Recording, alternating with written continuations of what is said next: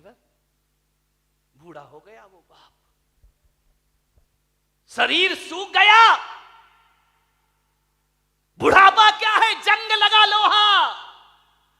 लोहे पर जंग लगता है जब पानी की मार पड़ती है, और जिंदगी को जंग लगता है जब अपनी औलाद का दुष्कार मिला करता है, जब अपनी औलाद से उपेक्षाएं मिला करती हैं। एक बात अंतर इतना है कि लोहे को जंग बाहर से लगता है और जिंदगी को जंग भीतर से लगा करता है। बाहर की जंग को मिटाने के लिए कोई रेख मार्ग मिल जाता है बाजार में, मगर भीतर की जंग मिटाने का कोई भी उपाय हमारे पास नहीं हुआ करता है। उस बूढ़े ने बच्चों को पढ़ाया लिखाया, उसकी पत्नी की मौत हो गई, अकेला बुढ़ापा, 2 बेटे, एक डॉक्टर एक इंजीनियर, पढ़ा लिखा के बड़ा किया। बड़ा आश्चर्य होता है मुझे कि एक बाप अपने 4 बेटों को पढ़ा लिखा के योग्य बना देता है, अपने 4 बच्चों को खिला देता है एक बाप, लेकिन 4 बच्चे मिलकर के बुढ़ापे में एक बाप को रोटियां नहीं दे सकते हैं। मेरे भाई, जब छोटे थे तो इस बाप ने तुम्हें खिलाया था, पिलाया था, आज बुढ़ापा है, 4 बच्चे रोटियां नहीं दे सकते उसको। अरे तुमसे अच्छा तो वो बंदर होता है जो नाच नाच कर मदारी का पेट भर दिया करता है। ध्यान रखिए, क्या जिंदगी है हमारी, क्या जीवन है हमारा। अपने ही घर में परायेपन का बोध, ऐसे रहते हैं जैसे पड़ोसी के घर में रह रहे हो। कल तक जहां हुकूमत चलती थी, आज 2 रोटी का भी इंतजार करना पड़ता है। मान्यवर, मां बाप अपने बच्चों की जुबान नहीं दे सकते किसी को। क्या हालात बना दिए हैं कि बुढ़ापे में मां बाप बच्चों के सामने चुपचाप हाथ बांधे खड़े रहते हैं। उनके पास कुछ नहीं है। उस बूढ़े बाप को बहुएं पसंद नहीं करती थी, फूटी आंख नहीं सुहाता बूढ़ा उनको, बड़ी परेशान हो गई बहुएं। बूढ़े बाप ने देखा, यार इन बच्चों को मैंने पाला पोसा बड़ा किया, आप विचार तो करो एक बार, माँ बाप की तपस्याएं, मैं संत हूं, मैं दिगंबर संत हूं, लेकिन आज मैं आपके सामने कह रहा हूं कि 23 साल हो गए मुझे सन्यास में रहते रहते, लेकिन मैं विश्वास के साथ कहता हूं कि 23 साल में जितनी तपस्या मैंने नहीं की होगी, उससे ज्यादा तपस्या मेरी मां ने मुझे पालने में की होगी। क्या पाते हो तुम अपनी जिंदगी में? मां बाप के एहसान। बड़ा आश्चर्य होता है कि जिस मां ने 9 महीने तुम्हें कोख में रखा, बुढ़ापे में उसको कमरे में नहीं रख सकते हो तुम। ध्यान रखिए, जिस मां ने आंचल का दूध पिलाया, उस मां को मटके का पानी नहीं पिला सकते हो। जिस मां ने, विचार करिए, आज जो तुम बोल रहे हो, अरे बेकार है वो औलाद जो अपने बाप को चुप कहती हो। ध्यान रखिए, कैसी औलाद है। मां बाप कुछ बोलते हैं तो बच्चा कहता है आप चुप रहिए। अरे जीभ गल के गिर जाना चाहिए आपकी, मां बाप को कहते हो चुप रहिए।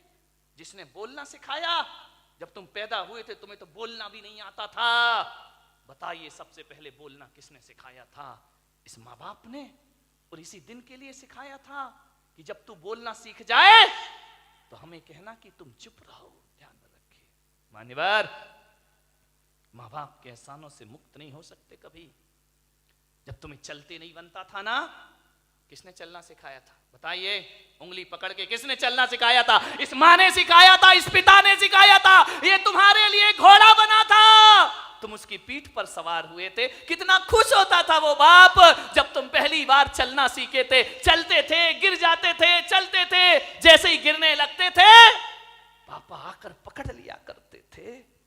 एक बात तो बता दो, युवाओं से मेरा निवेदन है, जब तुमसे चलते नहीं बनता था तो माँ बाप ने उंगली पकड़ी थी, और आज उनसे चलते नहीं बनता तो तुम उनका हाथ नहीं पकड़ सकते हो। तुम्हें उनका हाथ पकड़ने में शर्म आती है, तुम्हें गाड़ी में बिठा के मंदिर ले जाने में शर्म आती है, तुम्हें शर्म आती है अपने माँ बाप को सहारा देने में। वाह रे इंसान, विचार करिए। याद है तुम्हें जब बचपन में स्कूल जाते थे तो माँ क्या करती थी, तुम्हारे टिफिन में 2 रोटी रखती थी, बेटा पढ़ाई भी करना, भूख लगे तो ये रोटियां खा लेना। स्कूल में रहने के बाद भी माँ तुम्हारा ख्याल रखती थी। और जब स्कूल जाते थे तो माँ पिता 1 रुपया 2 रुपया तुम्हारी जेब में डाल दिया करता था। विचार करो आप कि जिस माँ ने टिफिन में 2 रोटियां रखी हैं, बुढ़ापे में आज उस माँ की थाली में 2 रोटी नहीं है। और जिस बाप ने जेब में पैसे डाले थे, आज वो बाप बिना पैसे के घर में जिंदगी जी रहा है, एक एक पैसे को तरसता है, उसे शर्म आती है अपनी औलाद से पैसा मांगने में। एक बात तो बता दो, युवाओं से मेरा निवेदन है कि बचपन में तुमने पिता की जेब से पैसे निकाले थे तो पिता तो गुस्सा नहीं हुए थे ना? पिता तो सोचते थे बच्चा है, निकाल लिया, खर्च करेगा, कोई बात नहीं है। बचपन में पिता के जेब से पैसे निकालते तब पिता को गुस्सा नहीं आया। और आज बुढ़ापे में बाप यदि तुम्हारी जेब से पैसा निकाले तो तुम्हें गुस्सा क्यों आता है? मैं आपसे पूछना चाहता हूं, युवाओं से मेरा प्रश्न है, आज आपको गुस्सा क्यों आता है? आज पिता को इजाजत क्यों लेना पड़ती है? एक बात आपसे निवेदन करने जा रहा हूं, मान्यवर, जब तुम छोटे थे ना, ये वही बाप है, तुम्हारे घर में एक चिड़िया आती थी, तुम बचपन में छोटे में पूछते थे पापा ये क्या है? पापा कहते थे बेटा चिड़िया है। फिर थोड़ी देर बाद चिड़िया आती थी, पापा ये क्या है? बेटा ये चिड़िया है। फिर चिड़िया आई, पापा ये क्या है? तुमने 10 बार पूछा, बाप ने 10 बार बताया बेटा ये चिड़िया है। पापा को गुस्सा नहीं आया ना? और जब बुढ़ापे में एक बाप किसी बात को 2 बार पूछ लेता है तो आप कहते हो तुम्हें एक बार का समझ में नहीं आता है, बार बार पूछते रहते हो। कितनी बार समझाऊं तुमको? बताओ, तुमने 10 बार पूछा तो पापा ने गुस्सा नहीं किया, आज पापा ने 2 बार पूछ लिया तो तुमको गुस्सा आ गया।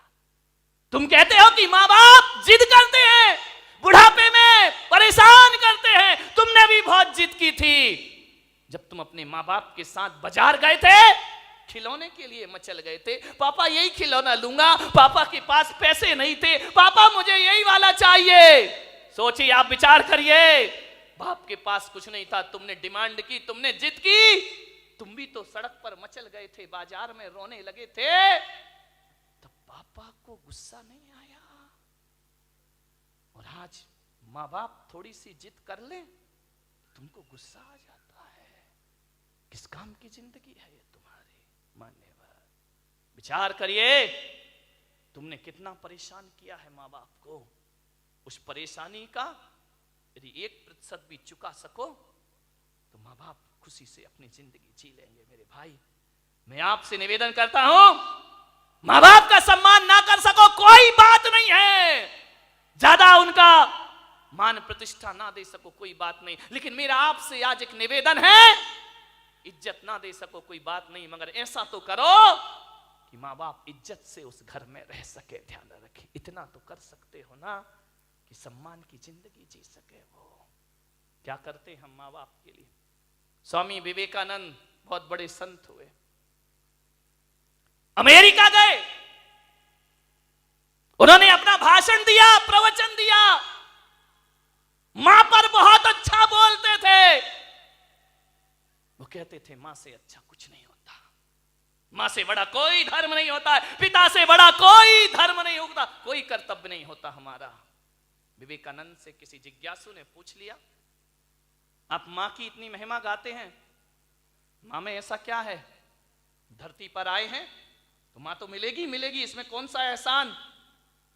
और हर माँ बाप पाल पोस के बड़ा करते हैं, कोई बड़ा काम नहीं कर दिया उन्होंने। धरती पर आओगे तो माँ बाप तो मिलेंगे ही मिलेंगे। विवेकानंद ने कहा, ये प्रश्न कोई भारत का आदमी पूछ रहा है कि मां में ऐसा क्या है? स्वामी विवेकानंद ने उसे बुलाया कि इधर आओ। वो एक साफा बांधते थे, उन्होंने अपनी पगड़ी खोली, बोले इसे पकड़ो। उसने कहा स्वामी जी ये क्या है? बोले पकड़ो। उसने पकड़ा। स्वामी विवेकानंद ने कहा कि जाओ मेरी सभागृह के बाहर 1 किलो का पत्थर पड़ा है, उसे उठा के लाओ। बोले स्वामी जी मुझे प्रश्न का उत्तर चाहिए। ये पत्थर में से नहीं उठेगा। बोले देख, माँ बाप के संदेह में उठा हुआ प्रश्न किसी पत्थर से कम नहीं हुआ करता है। और पत्थर का जवाब स्वामी विवेकानंद नहीं देते, पत्थर का जवाब पत्थर ही दिया करता है। जाओ और पत्थर उठा के लाओ। वो पत्थर उठा के लाया। स्वामी जी ने कहा अपने पेट में बांध, और बांध करके पूरे नगर के 3 चक्कर लगा के आ। बोले ऐसा नहीं हो सकता। बोले क्यों नहीं हो सकता है? बोले मुझे उत्तर चाहिए। बोले उत्तर मैं नहीं दूंगा, उत्तर पत्थर देगा।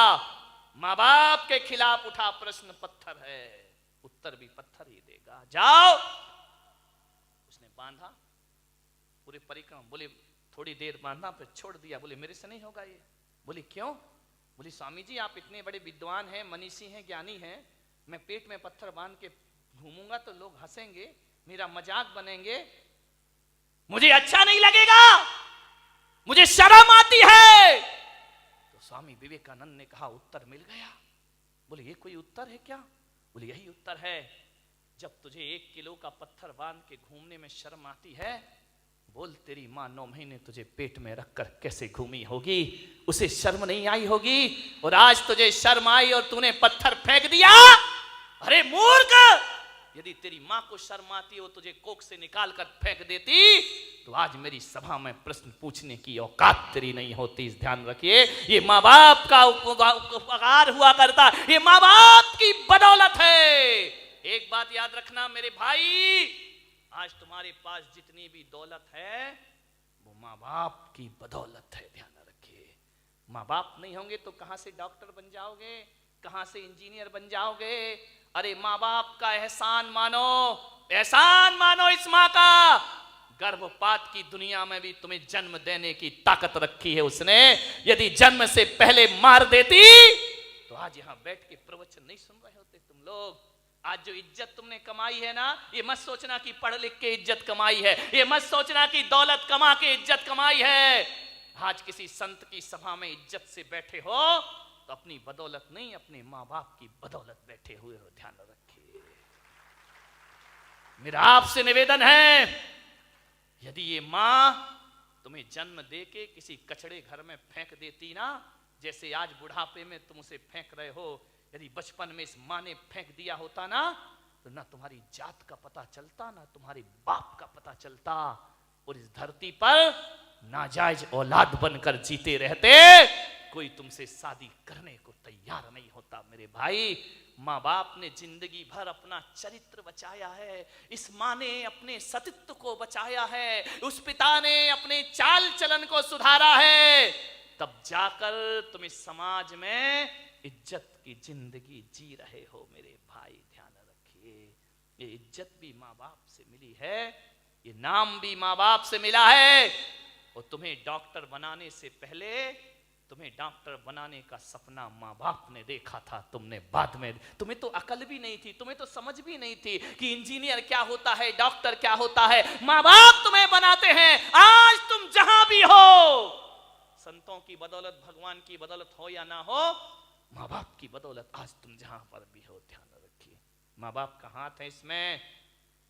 बूढ़ा दुखी हो गया, बहुएं पसंद नहीं करती, घर जाता बूढ़ा तो ऐसा लगता जैसे किसी जेल में प्रवेश कर रहा हो। पत्नी भी नहीं, फोटो लगी है पत्नी की, लेटा हुआ है पलंग पर, कभी पत्नी को देखता है, कभी अपने आप को देखता है। रात कटती है करवट में, पता नहीं चलता कितनी लंबी रात है। यूं तो अमावस 15 दिन में एक बार आती है, लेकिन उस बूढ़े की जिंदगी में तो अमावस ही अमावस थी, पूर्णिमा तो कभी आ ही नहीं पाई। सुबह ताने भरे शब्दों से नाश्ता मिलता, उलाहना दे करके 2 रोटी मिलती।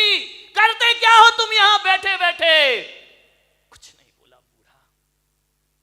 ठीक है, जाए भी तो जाए कहां? बड़ा दुखी था, मर भी नहीं सकता, मौत भी नहीं आती, जी भी नहीं सकता, जीने जैसा कुछ बचा भी नहीं है। बहुत दुखी वह बूढ़ा।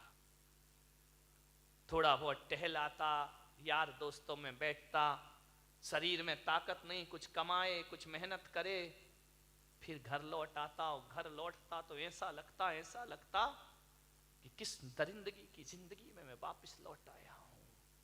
कोई ढंग से बात नहीं करता, बेटे के पास टाइम नहीं, वो क्लिनिक से आता, वो साइट से आता नहाता धोता, टीवी के सामने बैठ जा। बूढ़े बाप से कोई कुछ नहीं पूछता। मैं युवाओं से निवेदन करूंगा, बूढ़े माँ बाप को बुढ़ापे में कुछ नहीं चाहिए, कुछ नहीं चाहिए। कोई बूढ़े माँ बाप नहीं कहेंगे अच्छा कमरा दो, अच्छा बंगला दो, गाड़ी दो, मोटर दो, अच्छा खाना दो। कोई माँ बाप नहीं। आपसे निवेदन है, जब कोई बेटा विदेश जाता है ना घूमने के लिए, पढ़ने के लिए, यदि वो पत्नी से पूछता है क्या लेकर आऊं, पत्नी कहती मेरे लिए हार लेकर आना।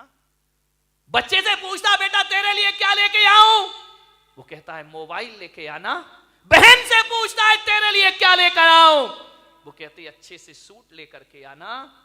लेकिन जब माँ से पूछता है माँ मैं विदेश जा रहा हूं, बता तेरे लिए क्या लेकर आऊं, तो माँ कहती है मेरे पास सब कुछ है मेरे बच्चे, कुछ लाए या ना लाए, मेरा लाल तू वापिस आ जाए, इससे बड़ा उपहार मेरे लिए दुनिया में कोई दूसरा नहीं।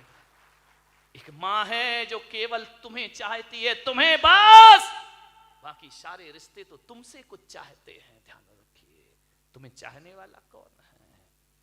मान्यवर, क्या चाहिए एक बूढ़े माँ बाप को?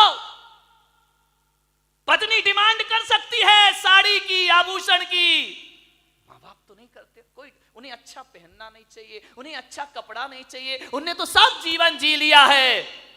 ध्यान रखना, लड़कों से मेरा निवेदन है, बूढ़े माँ बाप को केवल प्रेम के 2 शब्द चाहिए। रूखी रोटी दे देना, ऑफिस से दुकान से जब भी लौटो 2 मिनट अपने माँ बाप के पास जरूर बैठना, उनका हाल चाल पूछ लेना, समस्या का समाधान कर पाओ या ना कर पाओ 2 शब्द प्यार के बोलना कि पापा जी कोई तकलीफ तो नहीं है ना, कोई कष्ट तो नहीं है ना, आपकी तबीयत ठीक है ना, बस इतना बोल दो। ध्यान रखिए, कुछ नहीं चाहिए माँ बाप को। एक माँ को इतना ही तो सुनना है कि माँ से इतना बोल दे बेटा कि मम्मी तू ठीक है ना। मैं आज आपसे पूछता हूं, एक सच्चा बेटा होगा तो आज जाके घर में माँ बाप से पूछेगा कि माँ बाप, माता पिता जब तुमने मुझे जन्म दिया था क्या सोच के जन्म दिया था? एक बात पूछना प्रश्न अपनी माँ बाप से, क्या सोच के तुमने जन्म दिया था मुझे? आप बताओ पिताजी, जैसा आपने सोचा था मैं उसके अनुसार हूं या नहीं हूं?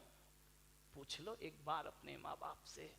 किन अरमानों से जन्म दे के पाल पोस के बड़ा किया था, मैं आपकी इच्छाओं के अनुरूप जीवन जी रहा हूं या नहीं जी रहा हूं?